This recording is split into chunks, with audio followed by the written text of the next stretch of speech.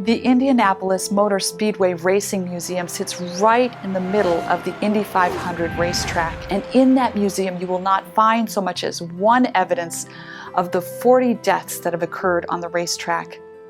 Scott Goodyear said, in reference to these fatal crashes on the Indy 500, "You don't look at where it happened, you don't watch the films of it on television, you don't deal with it, you pretend it never happened.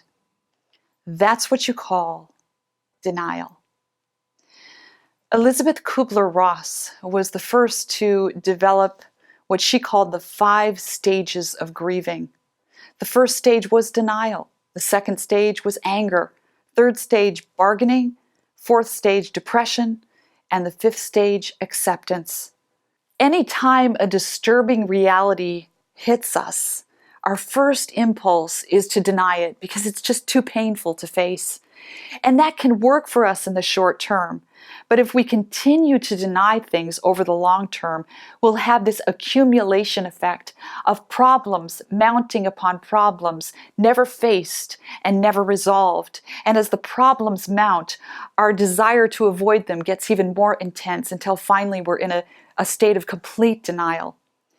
Addiction really feeds into this denial phenomena because in addiction, not only does the person's problem load tend to accumulate, financial problems, relationship problems as a result of the addiction, but also the brain is affected by the addiction in such a way that the mind is not capable of working through those problems, not capable of problem solving and of dealing with difficult emotional material.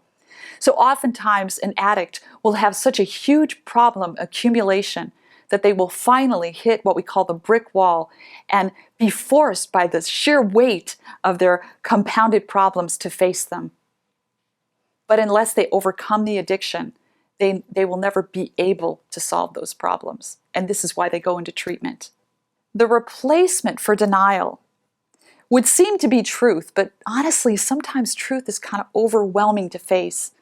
So I like to say, let's mix in a little faith and hope with the truth, and that'll make it bearable. When we're dealing with denial involved in relationship problems, what often really helps us work through is to hope that the relationship can be resolved, can be healthy, can be happy again.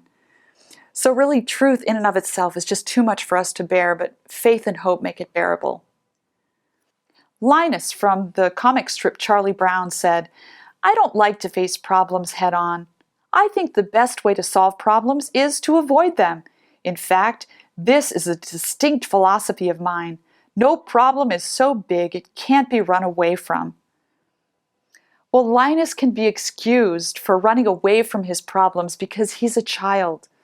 But as the scriptures say, "When I became a man, I put away childish things."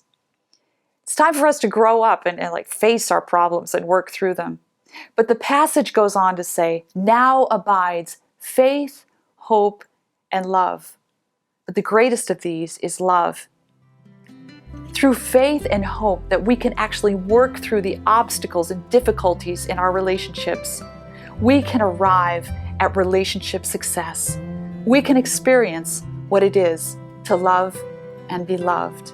Now abide faith, hope, and love, but the greatest of these is love.